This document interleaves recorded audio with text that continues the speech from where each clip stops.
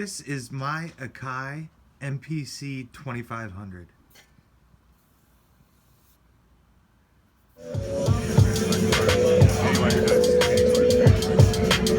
And this is the new Akai MPC-One.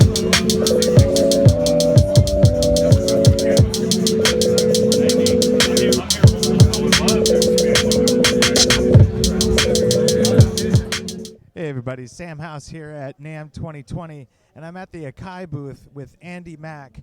We're going to be looking at the MPC-One. It's a standalone unit from Akai. I actually own a piece of Akai history. I have the MPC-2500, and kind of curious to see where Akai's going with the future of the MPC. What's new? What's different about this unit versus what I've got at home, my MPC-2500? So that's a very interesting unit. So we released the Embassy Live NX 2 years ago, which brought standalone technology really back into the whole beat making community. But it brought kind of like touch technology, integrated plugins. So it was when you think back to like 2500, it was kind of limited. It was very more drum based. So now, because we all use the AWs, to bring standalone back, it needed to have a lot of those functionalities. So we've had so much success with those products, but there was a price point. So now with MPC-One, we've got to an entry-level price point without compromising on features. So you're talking $699 to have a fully standalone MPC with everything that they can do.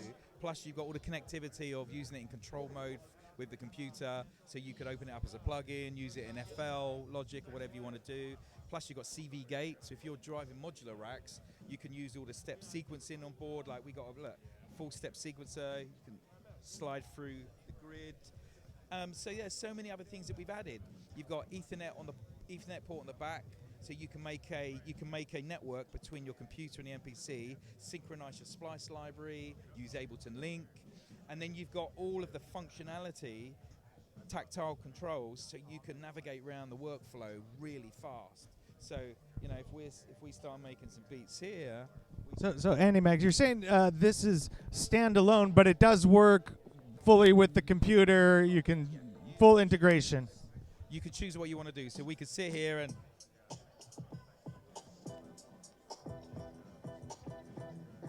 once you made your track, so an example.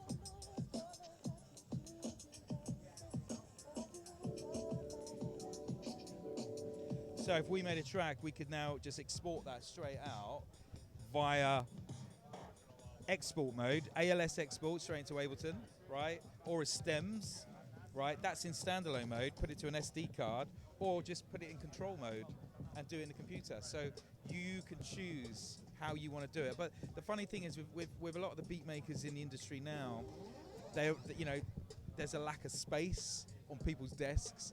They've got other keyboards and everything like that. So they're always looking for a smaller solution, but they want to kind of be moved away from the computer so they can focus on the production aspect of it. So yeah, there's always been a magic around MPC workflow, and a lot of that is to do with barricading yourself from the computer and focusing on the musical aspect of it.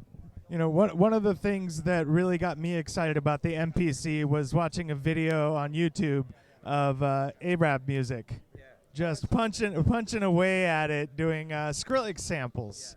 And I was like, oh my God, that looks so cool.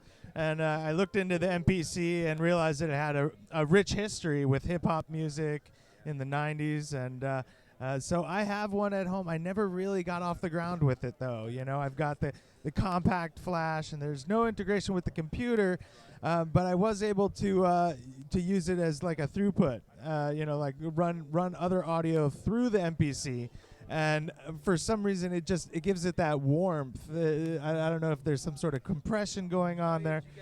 You just get this natural knock from the sound, and that's what everybody always comments about, that you can't imitate the drum sound of what you get from an MPC. And a lot of that is just to do with the expression, because you really are hitting the pads.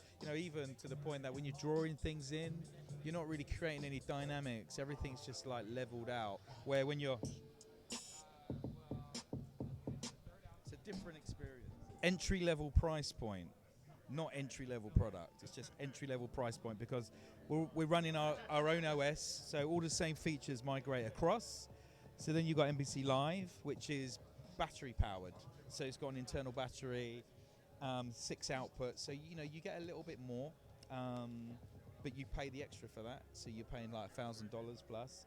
And then at the end is Force, which is more of like an Ableton-esque workflow with the 64 pad layout. So again, that's kind of like more electronic musician, but really all the features are pretty much identical. Like we can go into like notes mode to play chords.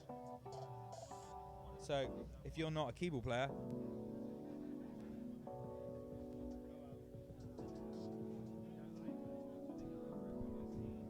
so you're covered in so many angles. Andy Mac, I want to thank you for your time. Well, there you have it. The new MPC-One entry price point is $699. I think I might have to pick one up.